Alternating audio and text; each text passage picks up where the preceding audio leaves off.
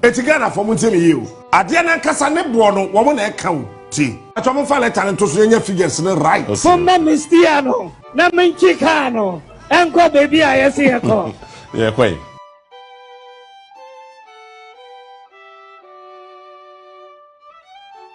And no papa. Anna, Bank of Ghana, Swayebi. No, Bank of Ghana, then they in crisis. When him said, Diana Akufo Kobiano, send on Ye. No, Bank of Ghana, then they in crisis. Ye. Is there now, to me catch a Ghana for you, I say, what boka 60 billion. Now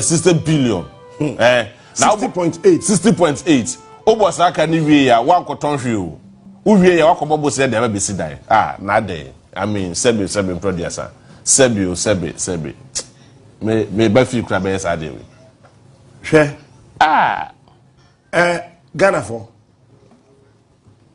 We won. Can say a immigration service headquarters for. Now you are penny phone in our babon team. Now you put some questions. We are going forward. We will mobilize the youth. I mean, I think that's what we should start doing. Yes, I say I started mobilizing youth. Because yes, I mean, what they to come and tell me, say, who breaking it down? That brought the person on train and say, VAT. And to be a better that's one. And I'm an ACO 274 million US dollars. How? Eddie. Sebi. 80 Pacho. JB. Chairman. Pacho Fala talent to see your figures in the right. From Mistiano, Namin Chicano, Uncle Baby, I see a call. Yeah, quite. Yeah, quite. Say, you're going. Put it in the procurado. So, actually, 2 weeks. Namin Chicano, Uncle Baby, I see a call. Yeah, quite. From Mistiano. Pacho Kwasuro Kakra. I mean, no. Oh, I like you. I like your Sicilian. Oh, Sicilian. Oh, Kwasrona, you will be a 96 in the war. Asapra would him so. I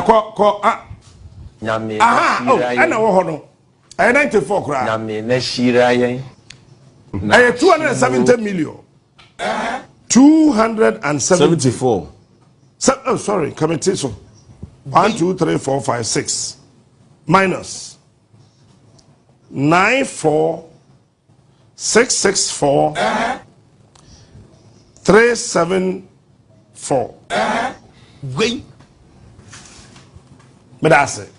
But I'll bet me a year free. Muye na mo fanto so. Etigana for muntemi you. Adiana kasa ne bono wo na eka wo ti. Say ne bono ye 94,664,374 dollars. Ne bono no. But eto taxes na ba ye no. Ena ma ade no ko 274 million dollars. Eti chese ade na wo mo ye si ho no ataban na teta ho no. Taxes was so 179 million. Yeah, can you say 240 million? No, so David. Yeah, 270. So the figures are kasa labor. The by 274 million dollars. How? Yeah, that was how? And I want 179 million 335,626. A $200 chain products. I didn't kasa yeah kotono. Eto adade no so no edo so chen ade na gasa eto de ye eto yi akwan eto ma sepe ne sa abo aman immigration for na gasa o ebe ngba no ebe eto de ye eto yi akwan eto ma sepe ne sa abo aman yeah to bonne mo kro no but sa kro no we nyansa bi anim.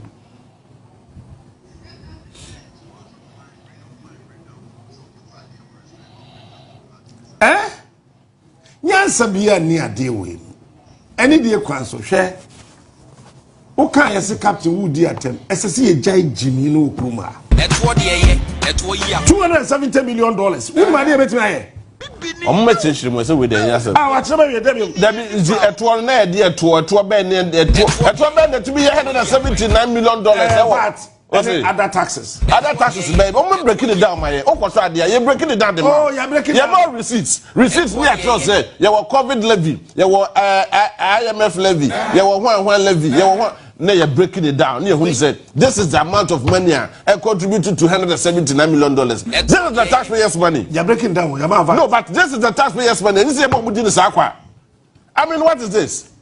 Ya kobo sade de ba be di nsem we ni ba be di enum na ye Ghana for ye me ebre eto de ye eto yi akwan eto ma sepe ne sa abo aman wo to a fa no wani mu tantan so ya ma de na eto de aman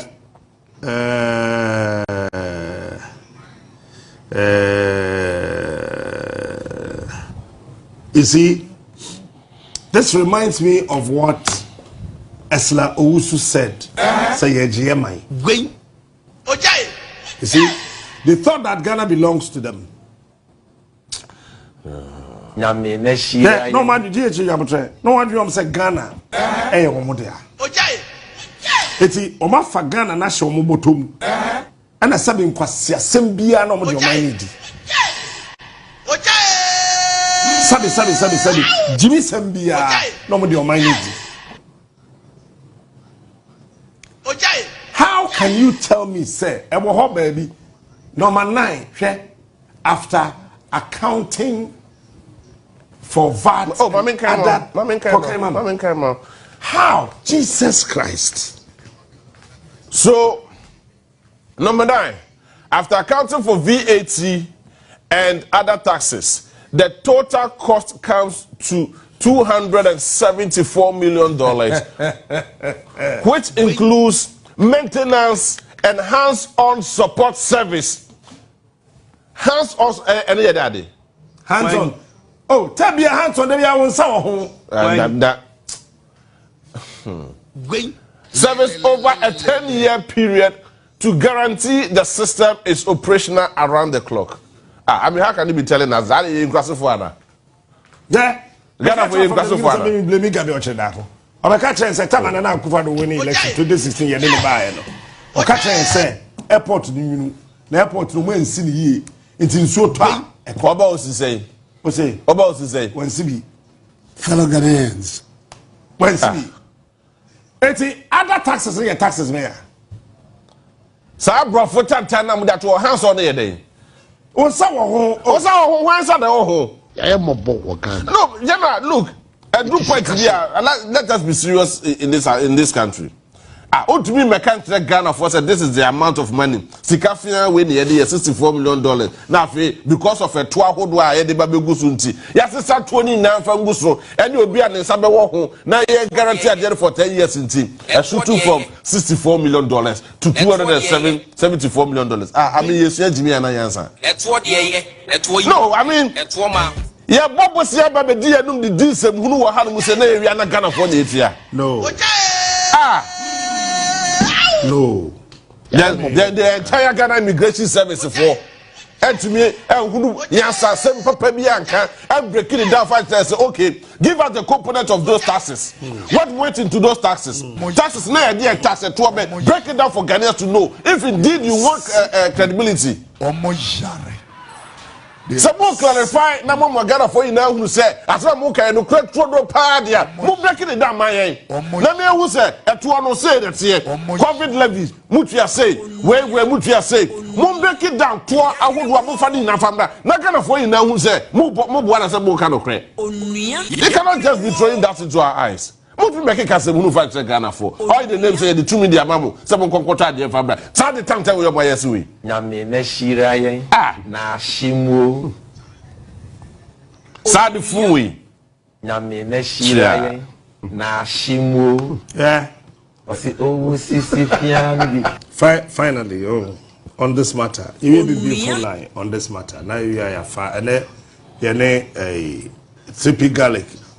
Obetina hasa yede de betina show no so so no ebe foro no onu Edwin so aba o say onu Edwin no aba Edwin ne no e share no joint no wow that's it when Ghana for what was Afenyi kasa tenten na ye pe and Crawford Kruma, say you are too many for. Na no to ahene. Your family na no to ahene. Na me shira yen. Me mean to obi awo. Na no to ahene. The guy no grow me too. He is smart. He is unique. Oh, giving up on no gwa. Fa be jana no to ahene. O be to na for this year. He is unique. He is the best. Then smart is the king. Oh say, yet was na sika be yitrim na abo. There because me pese nyash unje sika so. Pese na kwame nyeska. No de ko ware. O de ko ware. Cause wa kwa no ki. Asemo. Chese. Oh, it's Ghana Immigration Service. Oh yeah, yaso na ehurehura. No, o beto ehurehura. Me there. Wo a wetre won baby na obetumi ayo mo sa. Me ehurehura mi o. Ojai. No be ya chemi ya jami na me dimirika ba be ya dwama ndare kura. Ba bom sa. See I na. Wo me case man wo national security will say but captain by you be normal. Now say what do you mean by you be normal? Ya choose say a case kura ye wie de wakoka kura no. So tell the entire what I'm saying. Man you hear my. Have you forgotten you have to report at 1 p.m.? It doesn't make sense. Yes, a BNM. Yes, a BNM. This doesn't make sense anywhere. Please.